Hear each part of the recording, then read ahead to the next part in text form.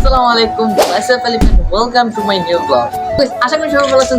আমরা বলেছি আজকের ভিডিওটা কি নিয়ে হচ্ছে তো আপনারা থাম্বনেল দেখে বুঝে গেছেন। তো আমরা আজকে গরু বাজারে হাটে যাব, তো এটা নিয়ে ব্লগটা ভিডিওটা শুরু করা যাক।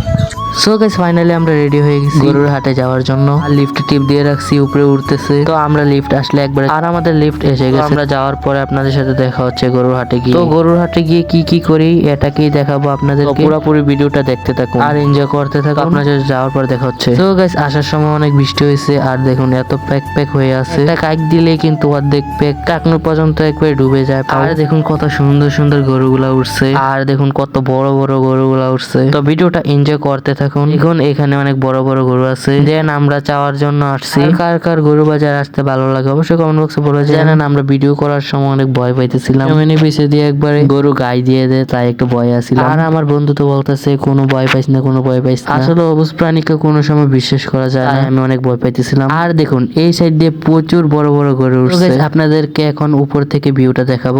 ফাইনালি আমরা উপর থেকে ভিউটা দেখাচ্ছি। আর দেখুন কত সুন্দর লাগতেছে উপর থেকে ভিউটা। এখনো কিন্তু পুরোপুরি বাজারটা বসে নাই। এখানে সবটা মাঠ পুড়ে যাবে গরু গরু হয়ে। আরো কিন্তু ভিতর গরু বসছে, বাট ওইদিকে যাই না, প্রচুর কাদা কাদা হয়ে আছে। এখানে খালি জায়গা কিন্তু অনেক সুন্দর করে ভরে যাবে। দেখুন এখানে একটা বড় গরু আসতেছে। একটু আগে যে একটা গরু দেখাইছিলাম, যে বলছিলাম অনেক বড় গরু, ওইটা আবার বিক্রি হয়ে গেছে। বিক্রি হয়েছে 2,10,000 দিয়ে। আমার তো মনে হইতেছে উনি অনেক লাভই পাইছে। তো গাইস আরো সুন্দর সুন্দর গরু কিন্তু এসে পড়ছে।